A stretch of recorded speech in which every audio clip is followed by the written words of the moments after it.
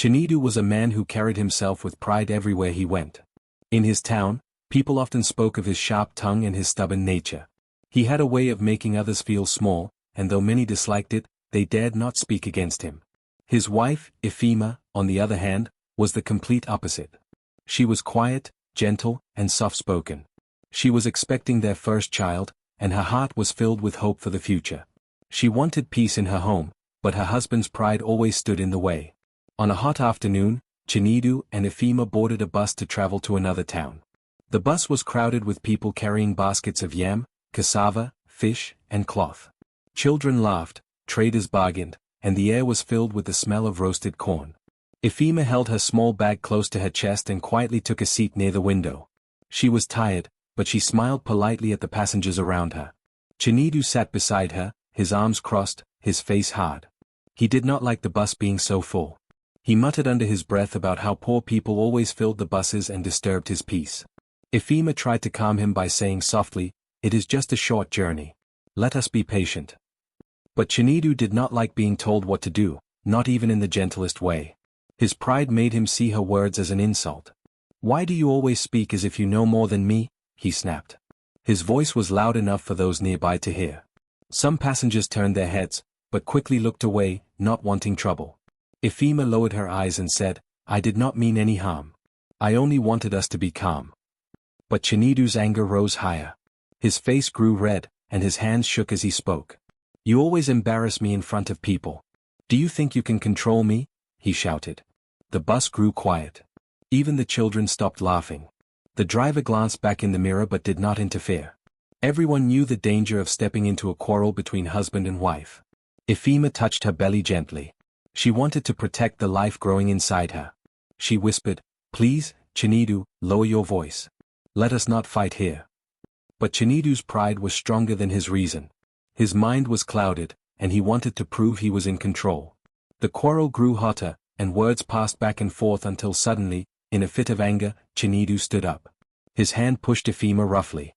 Before she could hold the seat or balance herself, she was shoved out of the moving bus. Gasps filled the air. Passengers screamed. A woman shouted, "Jesus! She is pregnant." The bus shook as the driver struggled to keep steady, shocked by what had just happened. Ifema tumbled to the roadside. Dust rose around her as she hit the ground. Her basket fell open, spilling her few belongings onto the dirt.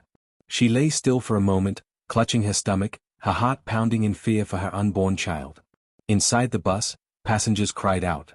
"What kind of man does this to his wife?" an old man shouted. "He has no heart," a young woman added, holding her head in disbelief. But Chinedu, filled with pride and anger, turned his face away. He sat back down as though nothing had happened. He crossed his arms once more and stared out of the window, ignoring the eyes that glared at him. Some passengers wanted to drag him out of the bus, but they held back, afraid of causing more danger while the bus was still moving. One woman, sitting near him, could not hold her tongue. She looked directly at him and said, "You will regret this. A man who treats a mother this way brings a curse upon himself." Chinedu did not answer. He only clenched his jaw tighter, but inside his chest, his heart beat faster. A small voice whispered to him that he had gone too far, but his pride kept him silent. Meanwhile, on the roadside, Ifema struggled to rise. A group of villagers who had been walking nearby saw her fall. They rushed to her side. One man dropped his basket of oranges and bent down. "Sister, are you alive?" he asked, his voice full of worry. Ifema opened her eyes slowly. Pain ran through her body, but she whispered, "My baby, please save my baby." Tears rolled down her cheeks, not only from pain but from the deep hurt of being treated so harshly by the man she loved. The villagers helped her to her feet. Two women held her arms gently, while another man gathered her scattered things. A young boy ran ahead to call for help at the nearest clinic. The people were shocked, and as they supported her, they shook their heads and muttered to each other. What kind of husband does this? Even if angry, can he not see she carries life? The bus did not stop. It rolled on, carrying Chinedu and the silent, frightened passengers. But the shame of what happened hung heavy in the air. Nobody laughed anymore. Nobody spoke loudly. The bus was filled only with the sound of the engine and the heavy breathing of those who had witnessed the act. As Ifema was led towards safety by kind strangers, her heart ached not only for her baby but also for the brokenness in her marriage. She had married Chinedu with hope, but now she wondered if she had made a mistake. Still, she prayed in her heart. She prayed for her child, for her life, and even for the man who had wronged her so deeply. And so, on that dusty road, a story began, a story that would not only change Efima's life, but also Chinedu's, and even the hearts of the people who saw pride, cruelty, and kindness collide in one single moment. Efima lay on the dusty ground, her body trembling from the shock of the fall. The world around her seemed blurry, and for a moment, she could only hear the pounding of her own heartbeat and the distant sound of the bus fading away. She tried to lift her head, but weakness weighed heavily on her. Her hands instinctively wrapped around her belly, protecting the child inside her, even though fear tightened her chest. She whispered softly, almost like a prayer, "Please, my baby, stay safe." Not far from the roadside, a few villagers were returning from the market. They had baskets of fruits and vegetables balanced on their heads. When they saw a woman collapse from a moving bus, their voices rose in alarm. "Stop! Stop!" one of them shouted as they dropped what they were carrying and ran toward her. Two women were the first to reach her. One was an elderly woman named Ngozi, known for her caring heart. She knelt beside Efima and gently touched her shoulder. "My daughter, can you hear me?" she asked with worry in her voice. Efima opened her eyes slightly and whispered, "Yes, but I feel so weak." Tears formed in the corners of her eyes. Another villager, a tall man named Emeka, crouched down and examined her. "We cannot leave her here. She is with child," he said firmly. Without wasting time, he called to the others. "Help me lift her." 4 pairs of hands worked together, carefully raising Efima to her feet. She winced from the pain, but she did not cry out loudly. She tried to stay calm, her thoughts only on the life growing inside her. The villagers supported her on both sides, while a young boy quickly gathered her scattered belongings from the road. "We must take her to the clinic," Ngozi said. "The doctor will know what to do." They moved slowly along the narrow path that led to the town. Efima leaned on them for strength, her steps unsteady but determined. The villagers walked in silence, their faces heavy with concern. A few of them shook their heads and muttered to themselves about the cruelty of any man who would treat his wife this way, especially when she carried a child. At last, they reached the small clinic. It was a simple building with white walls, faded by the sun. The door creaked as they entered, and the smell of medicine filled the air. The nurse at the desk jumped to her feet when she saw them carrying Efima. "What happened?" she asked quickly. "She was pushed out of a bus," Emeka explained. "She is pregnant. Please, help her." The nurse's eyes widened in shock, but she wasted no time. She called for the doctor, and together, they guided Efima into a room with a bed. They laid her down gently, and the doctor began to check her pulse and breathing. The room was quiet except for the doctor's steady voice giving instructions. He touched her wrist and said softly, "She is weak, but her heartbeat is steady." He examined her belly with care, listening closely. After a long moment, he finally smiled and said, "She is strong. The baby is safe. But she must rest. She must not go through such stress again." Relief swept through the room. Ngozi let out a long sigh and whispered, "Thank God." Emeka nodded and crossed his arms, his face still stern with anger at the thought of what had happened. Efima opened her eyes again and looked at the doctor. "My baby is safe?" she asked, her voice trembling. "Yes," the doctor replied gently. "But you must be careful now. Your body needs peace. Your child needs you to be strong." Tears rolled down her cheeks. They were tears of both pain and relief. She whispered, "Thank you." The villagers stood around her, their faces warm with sympathy. One woman reached for her hand and said, "Do not worry, sister. You are not alone. We will watch over you." Efima felt her heart ache. She had been hurt so deeply by the one who should have protected her most, her husband. Yet here she was, surrounded by strangers who treated her with kindness and respect. She thought to herself, sometimes, strangers show more love than family. The nurse brought her water to drink. Another woman adjusted the pillow behind her head. Emeka, who had carried her bag, placed it beside her bed and said firmly, "Rest now. You are safe here." As the night began to fall, the villagers slowly left the clinic, but they promised to return and check on her. Ngozi stayed behind for a while, sitting beside her bed. She stroked Efima's hand gently and whispered, "My daughter, do not lose hope. Even when life throws us down, we can rise again." Efima listened and closed her eyes. Though her body was sore, her heart was comforted by the kindness she had received. She thought of her unborn child and promised herself she would fight to stay strong, for the baby's sake, if not for her own. Meanwhile, outside the clinic, word of what had happened began to spread through the town. People gathered in small groups, whispering about the proud man who had pushed his pregnant wife out of a bus. Some shook their heads in disbelief, others raised their voices in anger. They all agreed, no matter the quarrel, no man had the right to treat his wife this way. Back in the quiet room, Ephema lay still, her hands resting on her belly. She whispered again, "My baby, you are safe. We will be strong together." For the first time since the terrible fall, she allowed herself a small smile, not because her pain was gone, but because she had found comfort in the hearts of strangers who showed her more kindness than she ever expected.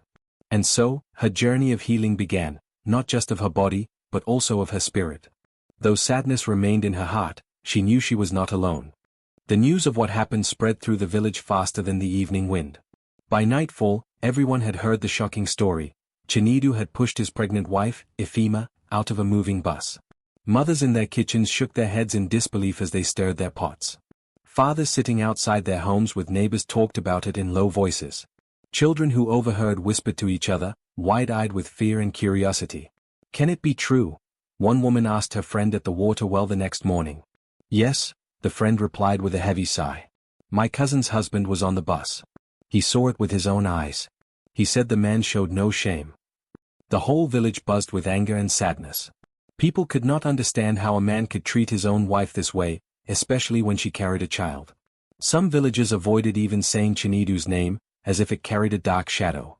In the marketplace, women discussed it as they sold their goods.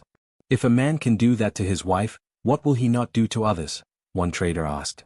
Another woman replied, "Pride has eaten his heart. He thinks being a man means showing power. But true strength is kindness." The elders of the village gathered in the meeting hut to talk about the matter. Their faces were grave. One of them, Elder Okoro, who had seen many years and many families rise and fall, shook his head slowly. "No man should treat a mother this way," he said. His voice was strong, and the others nodded in agreement. A mother carries life. She must be honored, not harmed. They decided that they must visit Ephema, not only to comfort her, but also to show the community that such behavior would not be tolerated. The next day, a group of elders walked to the small clinic where Ephema was resting. They entered her room quietly, their walking sticks tapping the floor.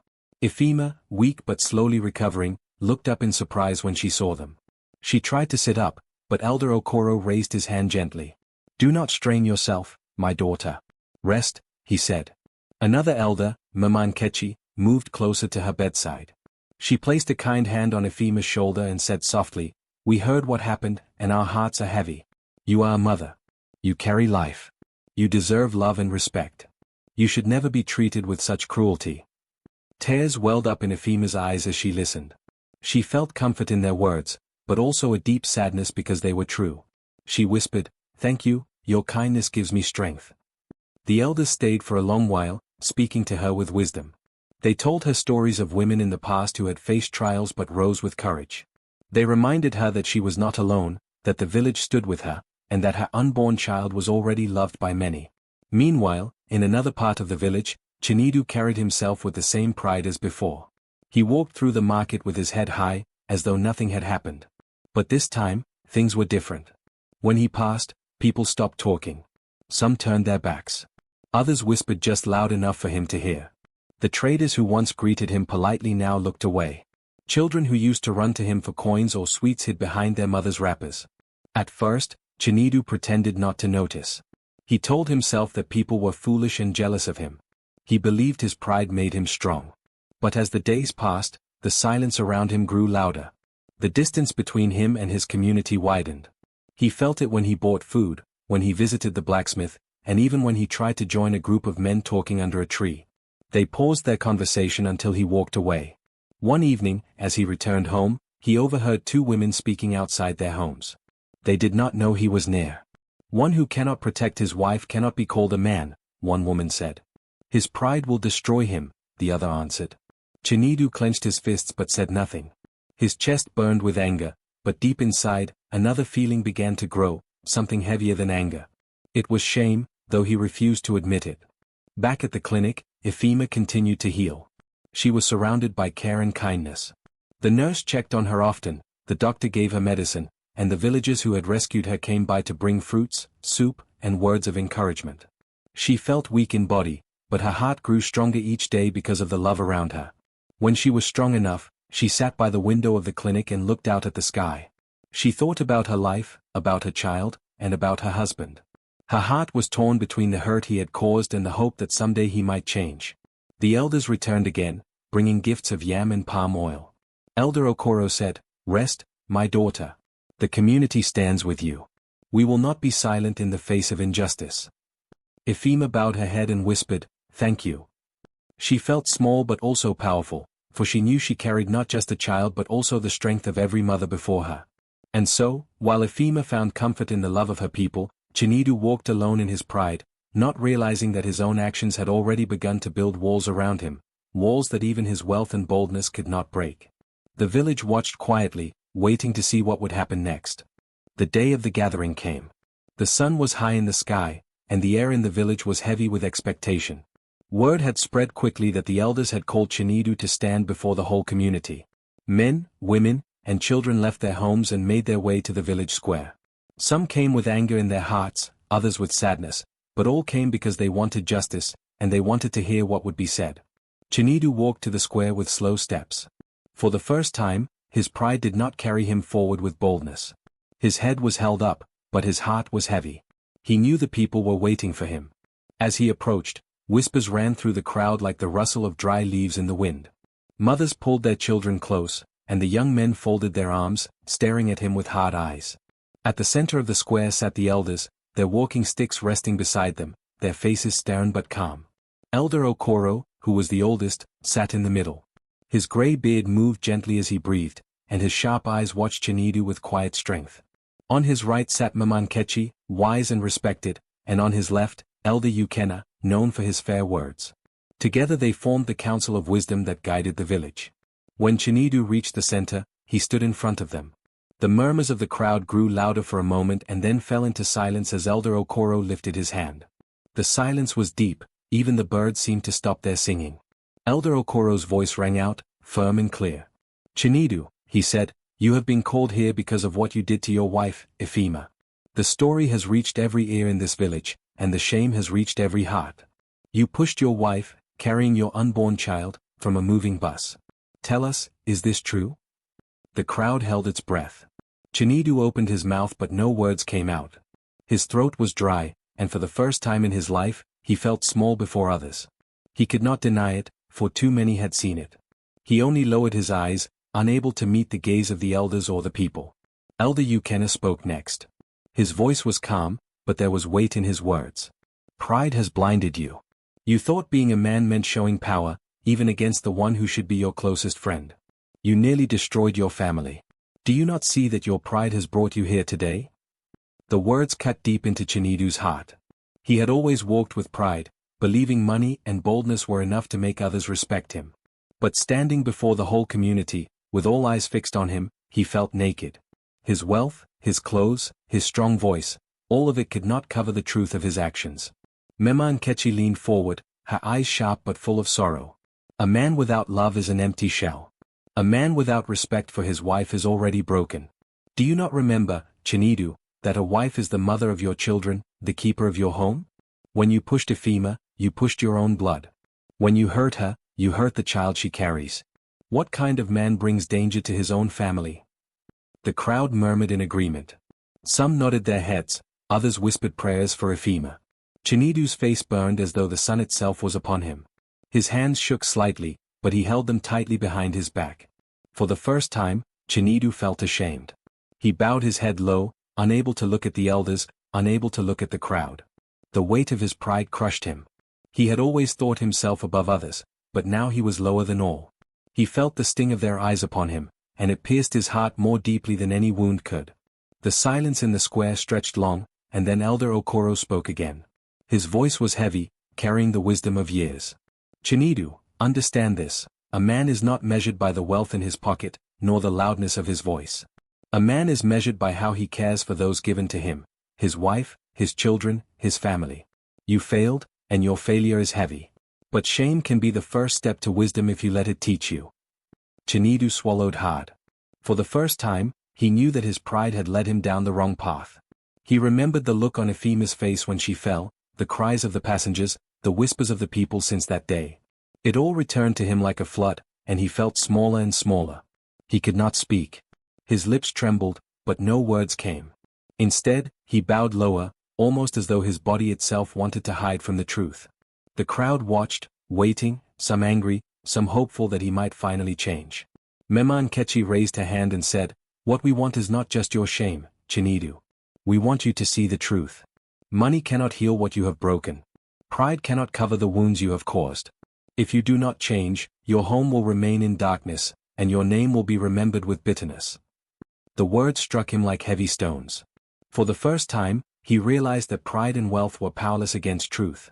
He understood that he could no longer walk with his head high while ignoring the damage he had done. The gathering ended with the elders' voices echoing in his ears. "Remember, Chinedu," Elder Okoro said, "true strength is in humility. True honor is in love.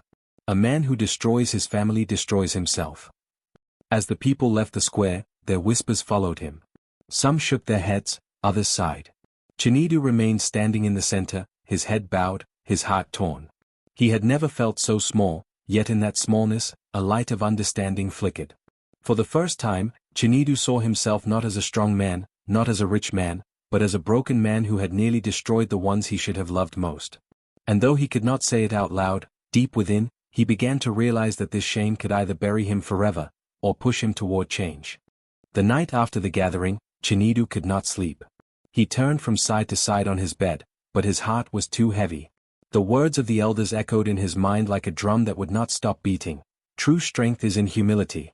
True honor is in love. He thought about Ifema lying in the clinic, alone and hurt, while he had been walking with pride as though nothing had happened. For the first time in his life, he felt the full weight of his actions. His chest ached with shame, and his eyes burned with tears he tried to hide even from himself. When morning came, Chinedu rose early. He did not wear his fine clothes or his proud expression. He dressed simply, and with a trembling heart, he walked to the small clinic at the edge of the town. As he drew closer, his steps slowed. He feared what Ifema might say, what the people might think, but he knew he could not turn back. He had to face what he had done. At the clinic, the nurse looked at him with sharp eyes. She had heard the story, like everyone else. She pointed silently to the small room where Ifema was resting. Chinedu pushed the door gently and stepped inside. There she was, his wife, the woman he had once promised to love and protect. She lay on the bed, her face pale from pain but glowing with quiet strength. Beside her, a small bowl of soup sat untouched. When she turned her head and saw him, her eyes grew still. She did not speak. Chinedu's knees grew weak. He fell to the ground before her, his face bent low. His voice shook as he said, "Ifema, I am sorry. I was blind with pride. I hurt you, and I nearly hurt our child. Please, forgive me." The silence that followed felt long. Ifema's eyes stayed on him. She had seen his pride many times before, but never had she seen him kneel so low. At last, her voice came, soft but steady. "If you truly want to change, Chinedu, show it in your actions. Words are not enough. A husband's duty is to protect, not to harm." Her words pierced him, but they also gave him hope. He lifted his head slowly, his eyes wet. "I will show it," he said. "I will not fail you again." From that day, Chinedu began to change. He stayed at the clinic, sitting by Ifema's side. He brought her food, not fine meals from faraway places, but simple dishes he cooked with his own hands, though clumsy at first. He fetched water for her, cleaned her small room, and listened when she spoke. The villagers who came to visit were surprised. They whispered to each other, "Is this the same Chinedu? The man who once walked with so much pride?" As the days passed, Ifema's body grew stronger. The doctor smiled and said she was healing well, and the baby inside her was safe. Chinedu's care was not perfect. Sometimes he stumbled, sometimes he forgot, but his heart was true, and his efforts shone brighter than gold. When Ifema was finally strong enough to return home, Chinedu walked beside her, holding her hand with gentleness. For the first time, their home felt warm with peace. He no longer barked orders or demanded respect with loud words. Instead, he showed respect through his actions. He fetched firewood, joined her in the small farm, and spoke with kindness. Months later, the cry of new life filled their home. Ifema gave birth to a healthy child, and joy overflowed in the household. Chinedu held the baby in his arms, his hands trembling with both fear and love. As he looked at the tiny face, his heart broke open in a way it never had before. He whispered, "I will never harm you. I will protect you with my life." The village rejoiced at the news. People came with gifts of yam, palm oil, and cloth. They saw not only the baby but also the change in Chinedu. He greeted them with humility, thanked them with true warmth, and spoke of Ifema with respect. The same man they had once despised was now learning to walk a better path. The elders, too, noticed the change. Elder Okoro said one evening, "This is what we wanted to see. Shame alone is not enough, but when shame becomes wisdom, it brings new life." Mema Nkechi added, "Now the younger men will learn. A husband's strength is not in anger but in love." The story of Chinedu and Ifema spread beyond their village. It was told in gatherings, at markets, and by the fireside. Parents told their sons, "Do not be like Chinedu before he changed. Be like him after he learned." And mothers told their daughters, "A wife deserves love and safety, not harm." As time passed, Chinedu himself began to speak of his mistake. He told younger men, "I thought pride was my crown, but it was my chain. I thought money was my power, but it was nothing without love. Do not wait until you nearly destroy your family before you see the truth." And so, their home became an example to others. Ifema, once thrown out of a bus by the man who should have protected her, now walked proudly by his side, not because of wealth or pride, but because of kindness and respect. The lesson was clear to all: a husband's duty is to protect, not to harm. Love, not pride, builds a home. And even the proudest heart can change when truth breaks through. The village never forgot what happened, but they also never forgot what followed. They saw how shame gave way to humility, and how humility gave birth to peace. And in the cries of their newborn child, in the laughter that returned to their home, and in the respect that grew in the hearts of the villagers, the truth was written forever.